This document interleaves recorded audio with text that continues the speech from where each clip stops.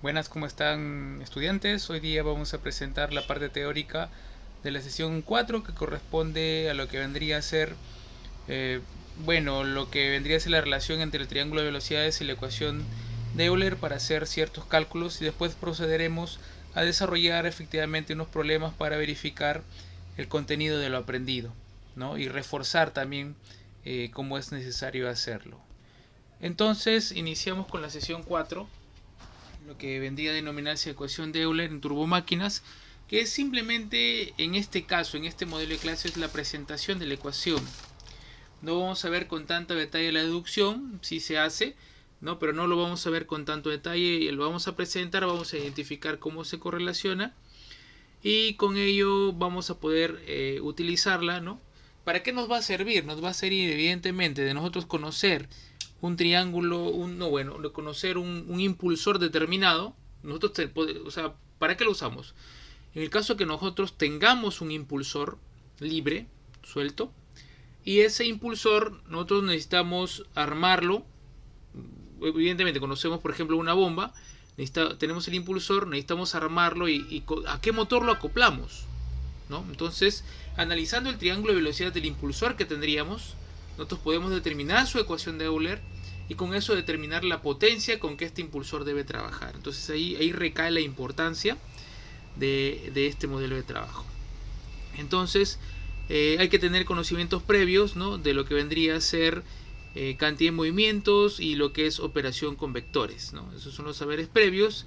La idea es que con esto se va a poder seleccionar un motor eléctrico si tenemos una bomba con características geométricas conocidas, ¿no? Entonces, si sabemos la forma del impulsor, podemos determinar los triángulos como ya lo veníamos conversando y con ello determinar la potencia y con eso el motor eléctrico que podemos acoplar, ¿no? Al terminar el logro de la sesión consiste en resolver problemas donde se aplica la ecuación de Euler, eso lo vamos a desarrollar, y dibujar en forma idónea el triángulo de velocidades de una turbomáquina. Como les digo, en la parte que se va a mostrar en video va a ser la parte de la teoría y ya en la clase vamos a desarrollar los problemas. Esta es la idea, ¿no? Elaborar el triángulo de velocidades de un impulsor en forma determinada, en forma precisa, ¿no? Como ya lo hemos venido conversando, relacionando, trabajando, entonces ya estamos un poquito más frescos, más entendidos con lo que vendría a ser la temática. Pero ahora ya vamos a ejecutarlo. La ecuación de Euler. Bueno, aquí esta debería haber presentado el último, pero tenía otra forma como la iba a presentar. La íbamos a presentar primero de esa manera, ¿no? Dentro de lo que ya veníamos conversando se presentaron las denominadas ecuaciones básicas de las turbomáquinas, en las cuales se les había comentado que la ecuación, las ecuaciones están correlacionadas. La ecuación de la que es la base de la primera ley, la base de la primera ley junto con segunda ley, luego por cantidad de movimiento, ¿no? Y después viene la ecuación base de energía que vendría a ser precisamente la ecuación de Euler, que se va a deducir del cambio de la cantidad de movimiento de los triángulos de velocidades, el triángulo de velocidades de entrada y el triángulo de velocidades de salida, ¿no? El triángulo de velocidades de salida. Esta ecuación es básica para todo lo que viene a ser bombas, ventiladores, turbinas, todo lo que viene a ser una turbomáquina en esencia, sea turbomáquina térmica o hidráulica. La ecuación, ¿no?, me permite ver el comportamiento de la energía en de este tipo de máquinas, ¿no? Muy bien, entonces en todas estas máquinas esta me va a permitir ver la energía que intercambia, o sea, la energía que produce. Entonces en un primer caso yo estoy presentando acá una ecuación general. También tenía esta forma de presentarla, ¿no?, que es la ecuación básica, que ya está básicamente deducida, en la cual el sistema de unidades con el que estaría trabajando esta ecuación, nosotros lo podemos apreciar aquí, se ve que es en metros. Esta está en metros, esta también evidentemente se encuentra en metros. La ecuación que yo te estoy presentando acá es exactamente la misma que se está presentando acá, ¿no? Habíamos estado conversando que las variables, en este caso, que vendrían a ser de los triángulos de velocidades, salen de los propios triángulos, pero para tomar en cuenta y recordar, lo estamos colocando por aquí, por la parte de abajo, ¿no? Que según ciertas biografías yo lo voy a tener ciertos vectores con la letra V o C, en el caso del absoluto, siempre con la letra U, el vector de arrastre, y con la letra BR o, bueno, las letras BR o la letra W, el vector relativo. Intencionalmente acá se ha dibujado la dimensión de los vectores, ¿no? En cual la suma del vector de arrastre más el relativo, si sumas el rojo más el verde, me da el azul, que vendría a ser el absoluto, ¿no? Entonces, lo que yo observo acá vendría a ser un vector U, ¿no? Que vendría a ser el arrastre, y acá me dice un C1U, eso hay que tomarlo en cuenta, ¿ya? Lo que me está diciendo acá vendría a ser el vector absoluto, pero en su componente tangencial, ¿ya? Este también, vector absoluto en su componente tangencial. Es que aquí ya me lo está presentando sin el producto vectorial. Aquí está como es la ecuación más base, o sea, aquí ya está con el producto vectorial. Como aquí se encuentra con el producto vectorial, ¿no? Entonces acá está presentado como absoluto de entrada por arrastre de salida, producto punto de dos vectores. Y acá lo tengo como absoluto de salida por arrastre de salida, ¿no? Que podría estar escrito de esta manera. Podría estar escrito C1 por U1 menos C2 por U2, pero vectorial. Como es vectorial, el momento de ejecutarlo, ese vectorial vendría a ser definido, por eso se tomaba como la base de cálculo aquí, saber lo que es análisis vectorial. Este producto, ¿cómo se define? Este producto se define como el producto del módulo del primer vector por el módulo del segundo vector por el coseno del ángulo entre ellos. Yo puedo más o menos observar acá, tengo mis triángulos, tengo acá mi triángulo, se me desplaza esto, tengo mi triángulo de entrada, que es el que se encuentra aquí, tengo aquí el U1 y tengo acá el B1. Pero el ángulo entre ellos es precisamente 90 grados. De esto también ya estábamos algo conversando. Entonces, al multiplicar U1 por B1, sus módulos, por el coseno del ángulo alfa 1, que vendría a ser el ángulo entre ellos, que es 90 grados, ese coseno de 90 grados es 0. Este término desaparecería. En lo que vendría a ser el triángulo 2, con el que yo voy a analizar el vector 2 y el U2, yo los tengo acá. El U2 y el B2. Yo tengo el U2, ahí está, y el B2, sus módulos, ahí están, por el coseno del ángulo entre ellos, que vendría a ser el alfa 2. El alfa 2 ya sí sería un valor de un término, o sea, tiene un valor numérico. Pero ¿quién es eso? Si yo multiplico B2 por el coseno del ángulo alfa 2, me va a dar precisamente este vector que está expresado en la parte de abajo. El puntero no puede llegar hasta abajo, que vendría a ser el B2T, el que está en la parte de abajo. Si podría desplazar el puntero hasta la parte de abajo, lo podría indicar, ¿no? Pero es el que está al fondo, abajo, más abajo. No llega el punterito. Entonces, este vendría a ser el resultado de esa multiplicación escalar, ¿no? Vamos a ver aquí, tal vez activando el lápiz si pueda marcar, ahí está, ¿no? Mi B2T, ¿no? Ahí está mi B2T. El B2 por el coseno de alfa me da el B2T, y ese B2T es el que precisamente todo esto se convierte en esto, y esto queda simplificado, anulado, se vuelve 0, porque es el coseno del ángulo alfa 1, que vendría a ser precisamente 90 grados. Resulta que para todos los sistemas de máquinas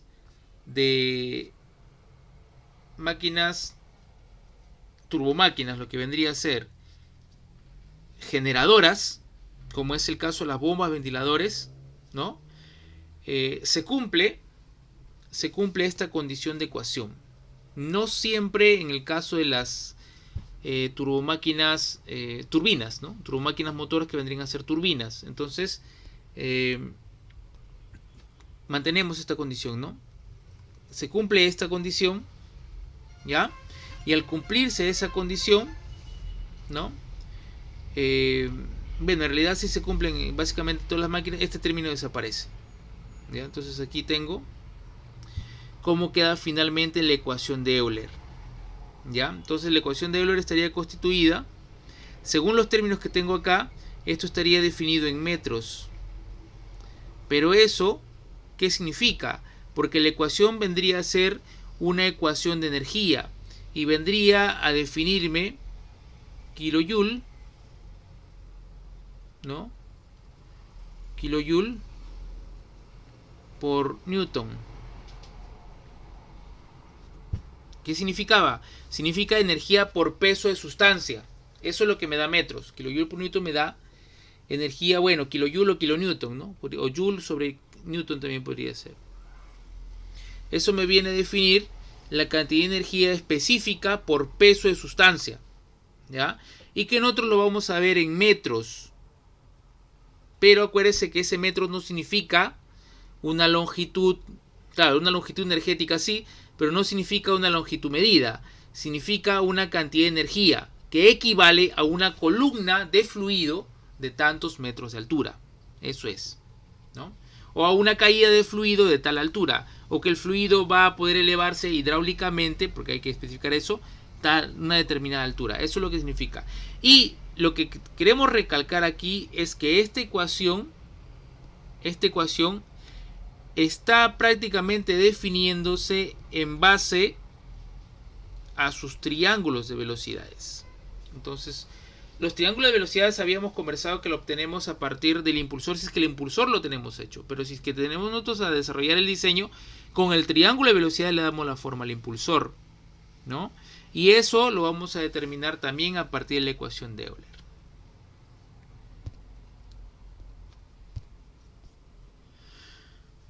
Bien, entonces, en la ecuación de Euler, ¿ya? Conservamos esta relación de vectores.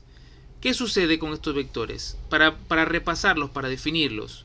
¿Quién vendría a ser las velocidades características del impulsor en el triángulo de velocidades? Vendrían a ser, nosotros habíamos definido el absoluto, que lo estamos colocando acá abajo, y el relativo.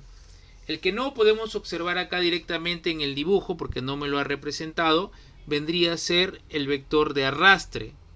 Ese vector de arrastre vendría a estar definido básicamente por la velocidad del álave. Yo lo voy a colocar acá. En este caso, bueno, sería el mismo acá, ¿no? Que vendría a ser precisamente el que vendría a denominarse U, ¿no? U. En ambos casos nosotros podemos tener aquí velocidades de arrastre en la entrada y velocidades de arrastre en la salida. En los dibujos me refiero, ¿no? Entonces, esta vendría a ser la velocidad de arrastre. Esto vendría a ser el U. El U vendría a ser el desplazamiento tangencial del álave en movimiento, ¿ya? Lo que vendría a ser todo el sistema rotor. Por eso se denomina arrastre. Las velocidades relativa, que en este caso la está definiendo como W, vendría a ser la velocidad que nosotros observamos si es que nos pararíamos en el impulsor a mirar y ver cómo se mueve el flujo. Me estuvieron pidiendo intentar representar esto en un modelo. Sí, yo logré hacer una simulación, lo vamos a ver cuando ya estemos desarrollando la sesión en vivo. Ahí lo voy a mostrar. Lo que he logrado representar hasta ahora es justamente este vector, el vector relativo. El movimiento de desplazamiento del flujo relativo.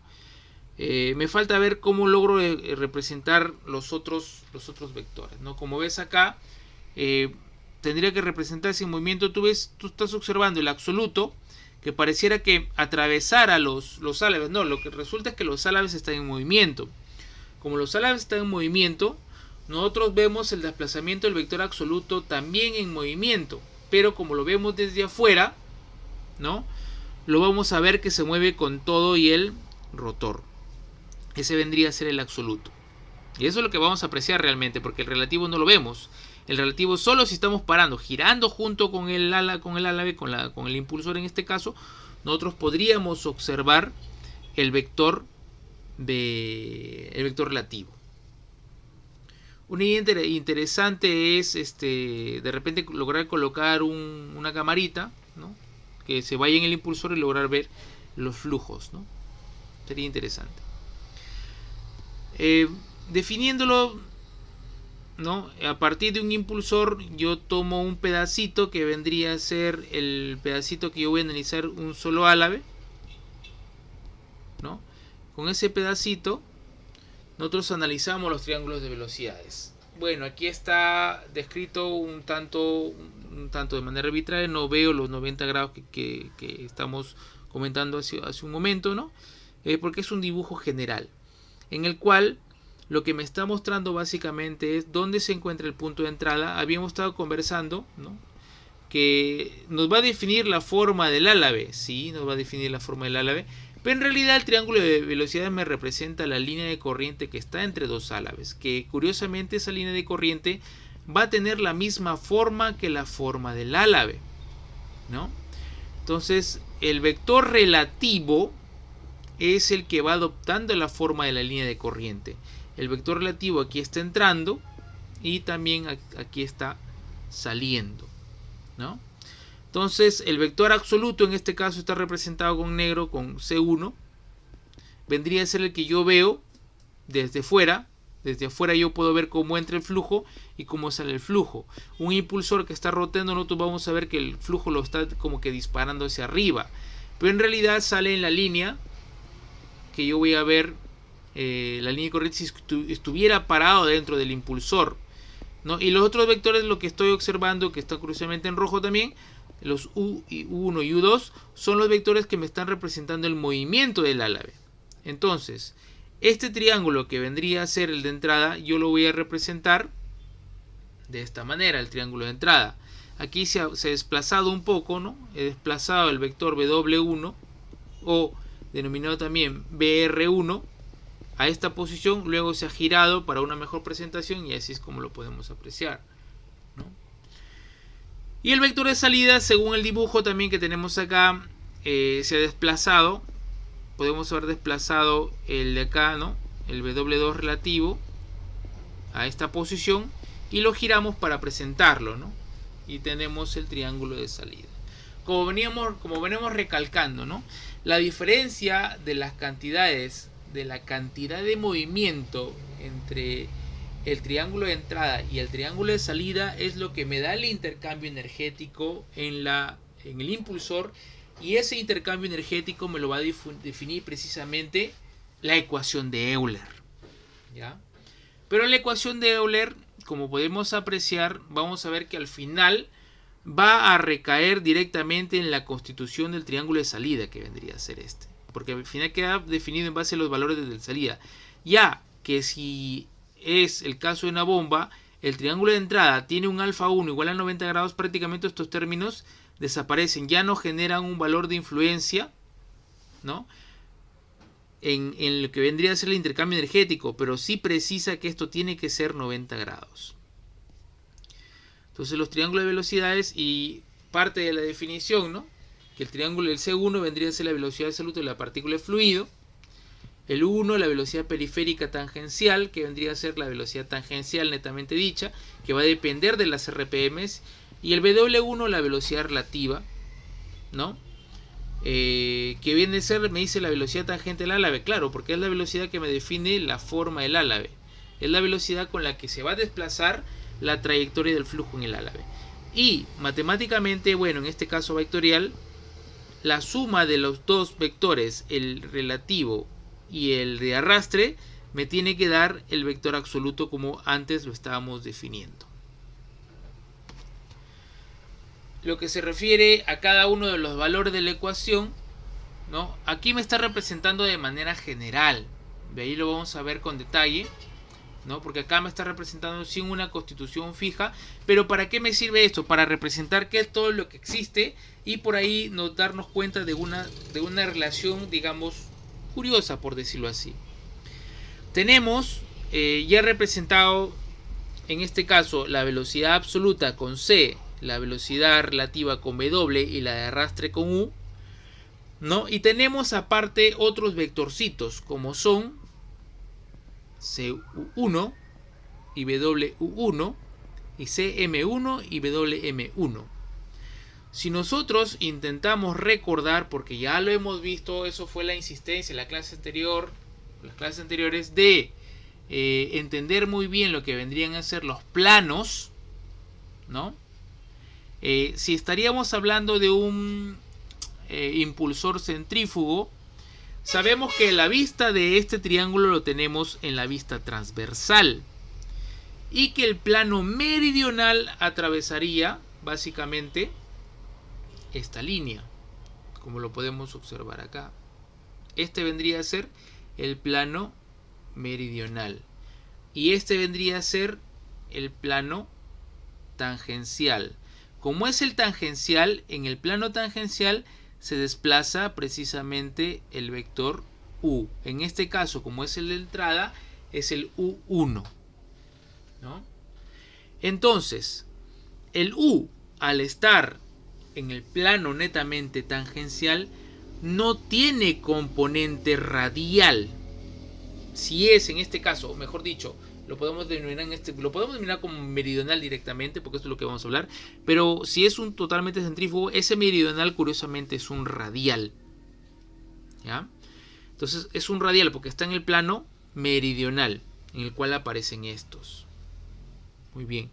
Entonces, como podemos observar, uno tiene componente radial, solamente tiene componente tangencial. Pero curiosamente me dice la teoría que el vector, ¿no? El vector absoluto, ¿no? El vector absoluto que tengo acá, no necesariamente va a tener la componente tangencial. Al no necesariamente tener la componente tangencial, también va a tener dos componentes, que vendría a ser una primera componente tangencial y una componente meridional. Para el caso de las bombas, generalmente se da que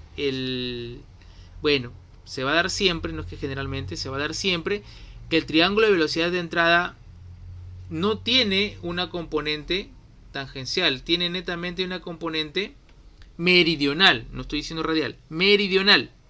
Eso ya le he dado cualquier posición.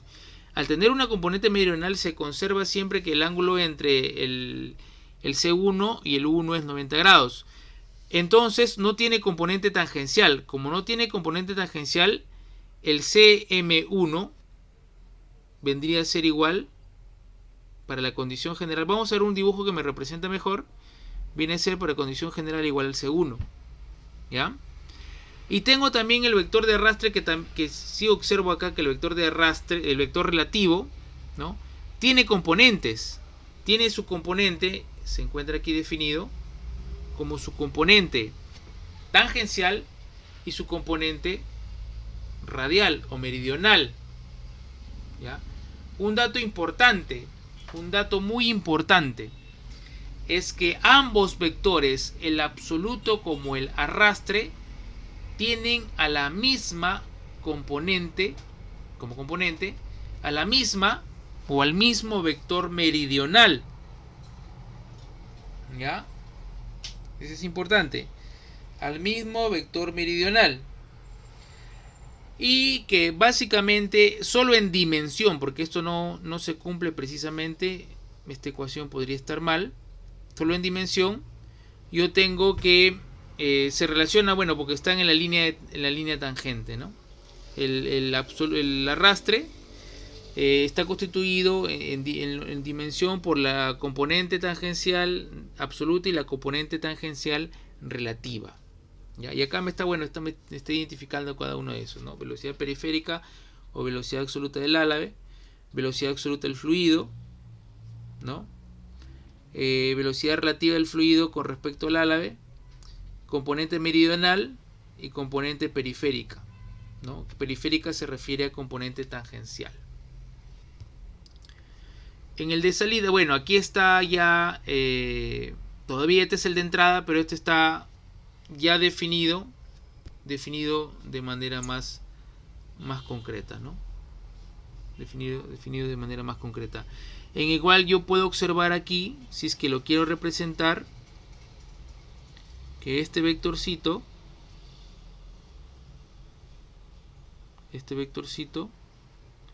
vendría a ser el B meridional, ¿ya? Porque está en el plano radial o meridional, si es que es una centrífuga. Y yo puedo observar acá claramente que esta componente meridional coincide con la componente meridional del relativo, que lo podría colocar como WM1 o BRM1, ¿ya? Y también el de arrastre tiene esta componente que vendría a ser aquí,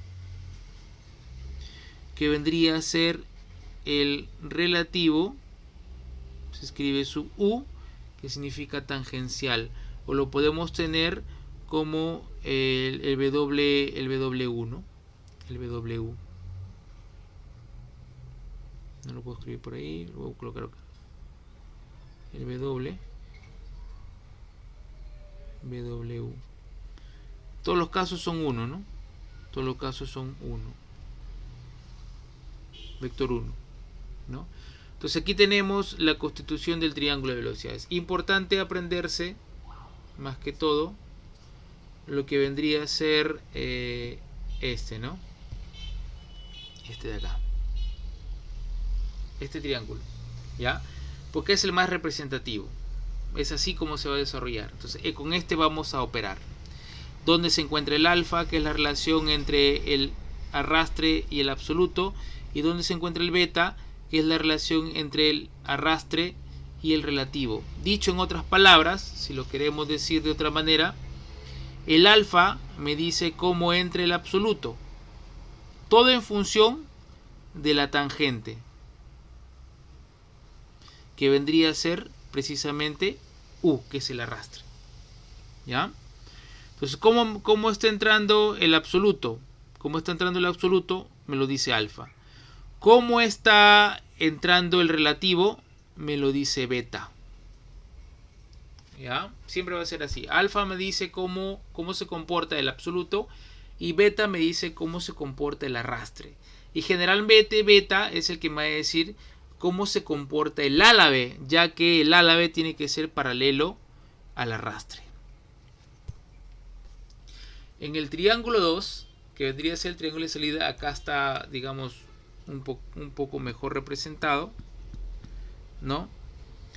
Porque coincide en forma, no es que sea exactamente el mismo triángulo, sino que coincide en forma, ¿ya? Quizás acá, para que sea más adecuado, la explicación sea más correcta, precisamente aquí, ¿no? Yo puedo observar acá las definiciones de los vectores y tengo que U2, ¿no? Tengo U2 ahí, ¿no? Que vendría a ser todo esto. Acá lo observo que me lo está definiendo como C2 más BW. Pero si yo quiero ser más minucioso, claro, en longitud sí es correcto. Pero para que se preste como parte de la definición correcta de los vectores, como que ya no es tan correcto. ¿Por qué? Porque este vendría a ser el CU2.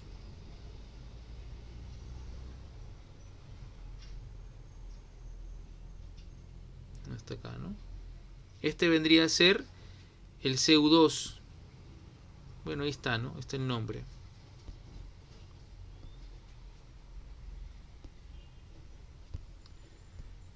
Y este vendría a ser el W2U, que vendría a ser este, ¿ya? Y me dice acá, U2 es igual a C2U más BW2.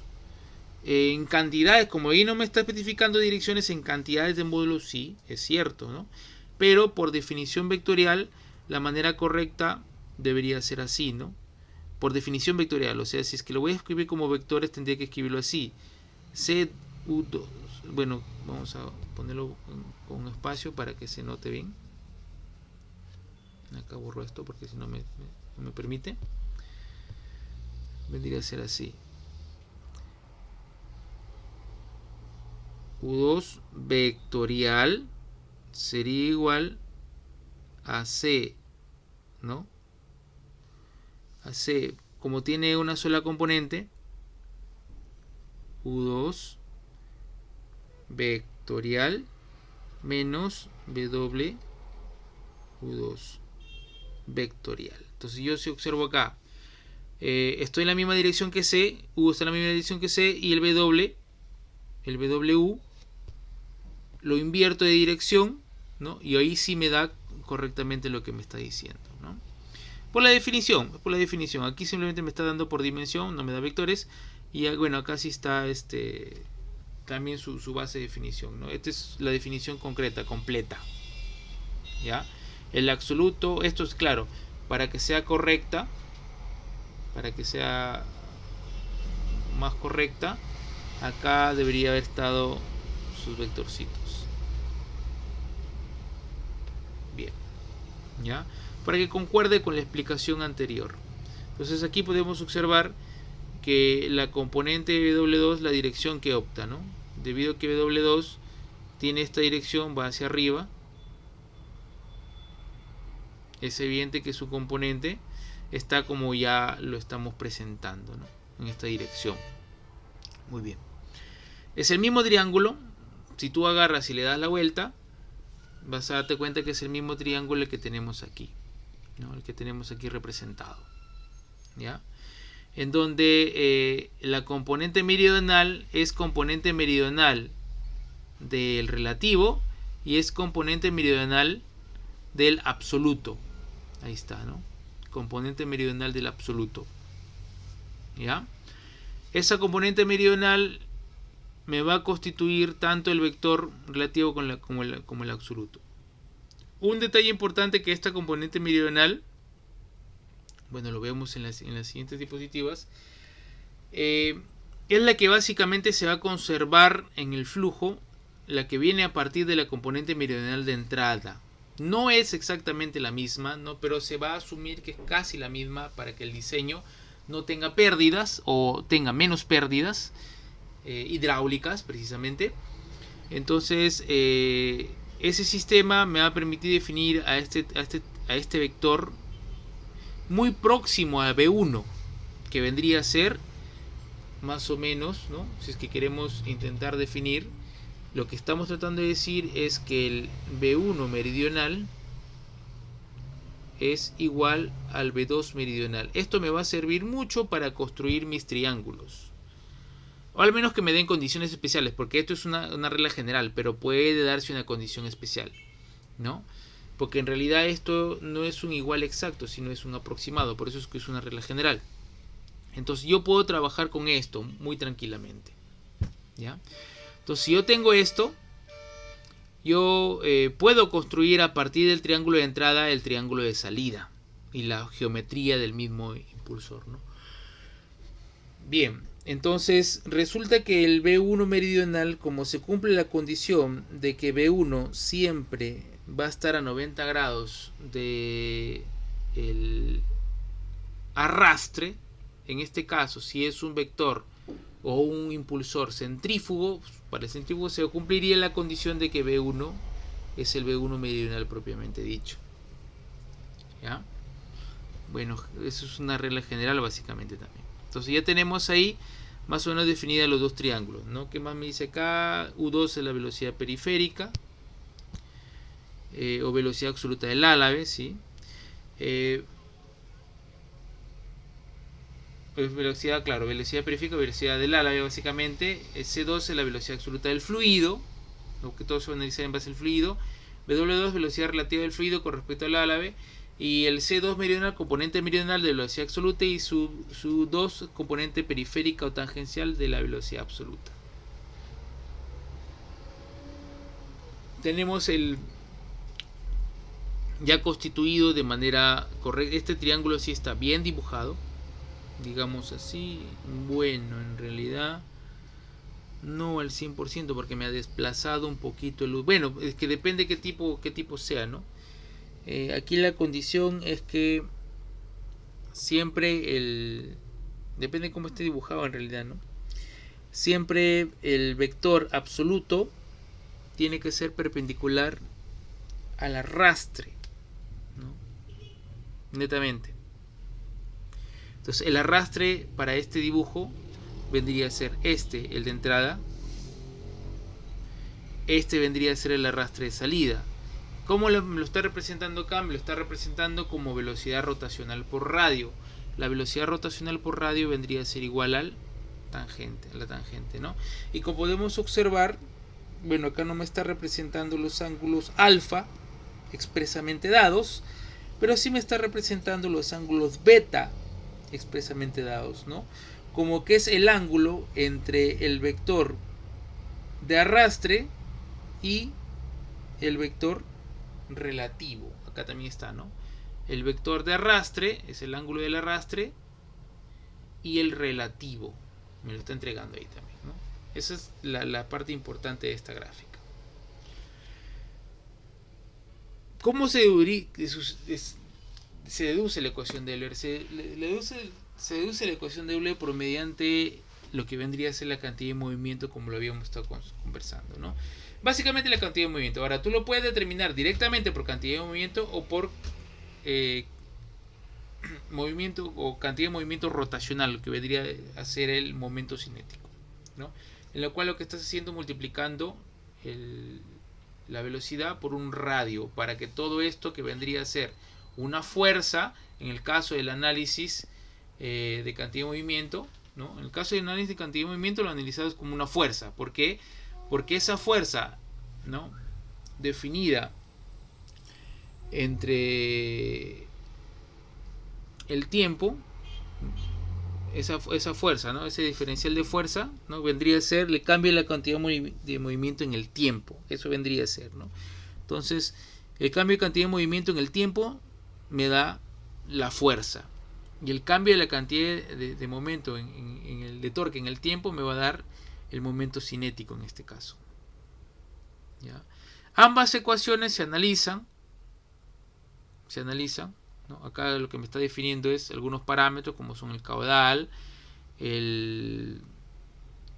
algunas relaciones, ¿no?, que vendría a ser acá el brazo, ¿no?, el brazo, el L1 y el L2 son el brazo para el momento, el caudal, la densidad del fluido, ¿no? Y eso me termina definiendo una ecuación como un producto, bueno, con una serie de productos escalares que tiene, ¿no? Esa ecuación, la que me presenta acá, que vendría a ser la ecuación de momento, ya que la ecuación de cantidad de movimiento me la presenta directo, ¿no?, se resuelve, ¿no?, y nos va a dar como resultado, en base al análisis energético y mediante su simplificación, que lo tenemos acá presentada, nos va a dar la ecuación base, que vendría a ser la ecuación base de Euler, que vendría a ser la ecuación base de energía, ¿no? Si es que yo lo quiero analizar, cómo son las unidades de esta ecuación, vendría a ser básicamente esta, ¿no? Vendría a ser aquí metro cuadrado sobre segundo al cuadrado, que si yo lo quiero analizar, que es lo que había estado planteando en un principio, esto de acá es la ecuación que está dada como Joule sobre newtons, ¿no? No, aquí no es eso, esto es, vamos a ver, acá corrijo, ¿no? Metro cuadrado sobre segundo cuadrado me va a dar joules, a ver, vamos a ver. Claro, entonces esto lo que tenemos acá vendría a ser joules. No me quiero escribir. Lápiz, ya está. Joules sobre kilogramo. Vendría a ser energía específica, ¿ya? Porque energía extensiva estaría en joules. Esto vendría a ser la energía extensiva, ¿no? Y como energía específica lo divido entre la masa. Al dividirlo entre la masa lo tengo como energía específica, ¿ya? Y eso, si yo analizo acá, tengo un joules que vendría a ser fuerza por distancia, newton por metro, y ese newton vendría a ser kilogramo, masa por aceleración, ¿no? Entonces se me va masa con masa y me queda al final aceleración por distancia, que me da como resultado en unidades simplemente metro cuadrado sobre segundo cuadrado, ¿no? Que es básicamente una energía específica. Pero como esta energía específica lo puedo trabajar así como energía específica, si es que lo podemos entender es por unidad de masa, yo lo quiero trabajar por unidad de peso. Para convertir la masa en peso, yo tengo que multiplicar la masa por gravedad. Como tengo que multiplicar a la masa por gravedad, a esa masa que tengo acá lo multiplico por la gravedad y lo convierto en peso. Para convertirlo en joules sobre newtons, ¿no? Lo tengo que dividir todo esto entre gravedad, ¿ya? Y al dividirlo entre gravedad, esto deja de ser metro cuadrado sobre segundo al cuadrado y pasa a convertirse, al dividirse entre gravedad, ya que la gravedad es metro sobre segundo al cuadrado, ¿no? Entonces se va un metro y se va el segundo cuadrado y esto me queda convertido en metros. Esto me queda convertido en metros, como lo vamos a ver básicamente a continuación. ¿Ya? Entonces me queda así. Me queda así. Aquí me la está representando como ecuación general, que es la que habíamos estado presentando en un principio. Esta es la ecuación general. ¿Ya? Me dice más menos porque no me está identificando directamente si la energía está entrando o la energía está saliendo. Si la energía estuviera entrando, vendría a ser hacia la máquina, vendría a ser una turbina, porque el fluido le entrega energía a la máquina. Si la energía estaría saliendo de la máquina hacia el fluido, que es el caso que estamos estudiando más próximo, vendría a ser una bomba, porque la energía está yéndose del fluido de la máquina al fluido, ¿no? Entonces, dependiendo de eso, yo cambio acá el signo, porque esto me va a decir la orientación del signo, la orientación de la energía. Bueno, analizado a partir de la ecuación de momento, ¿no? Cómo es que llega básicamente a la misma expresión, relacionándome el torque, ¿no? Con la propia ecuación aquí de Euler. Me está relacionando el torque, ¿no? Y al final llega básicamente a la definición de la misma expresión, ¿no? Acá está identificando el comportamiento del análisis vectorial, como se está desarrollando, la determinación de un vector de un triángulo a partir de ley de cosenos, ¿no? Y esta vendría a ser la otra forma de la ecuación de Euler, ¿no? Vamos a ver acá. Que es la misma en realidad. Es la misma, ¿no? Esta vendría a ser. Luego todo esto, trabajándolo, se simplifica. No es que este esté en función de momento, ¿no? Se simplifica y me da como resultado también la misma ecuación, ¿no? Que vendría a ser la ecuación de Euler. Acá lo que tengo es la representación ya para bombas de manera un poco más precisa, ¿no? En lo que se refiere a términos de trabajo, un poco más precisa para el cálculo o la utilización, ¿no? Yo tengo aquí, este vendría a ser mi radio vector, mi radio, ¿no? Y este vendría a ser mi radio de entrada y salida, ¿no? Este es el radio de entrada, el primero que se dibujó, y este es el radio de salida. Este es el 1 y este es el 2, ¿no? Ya que esto vendría a ser básicamente el diámetro interior del impulsor y este vendría a ser el diámetro exterior del impulsor. Intentar que nos quede más bonito, más parejo, peor, pero ya, se entiende la idea. El diámetro exterior del impulsor. Entonces este triángulo se encuentra en la posición exterior. Yo voy a identificar acá mis vectores. Voy a intentar darle color a mis vectores. Vamos a darle color a mi vector. Primero voy a ver el vector absoluto. Tengo el vector absoluto. No tengo más colores. No. Ya vamos a ver ahí. El vector absoluto en entrada vendría a ser este.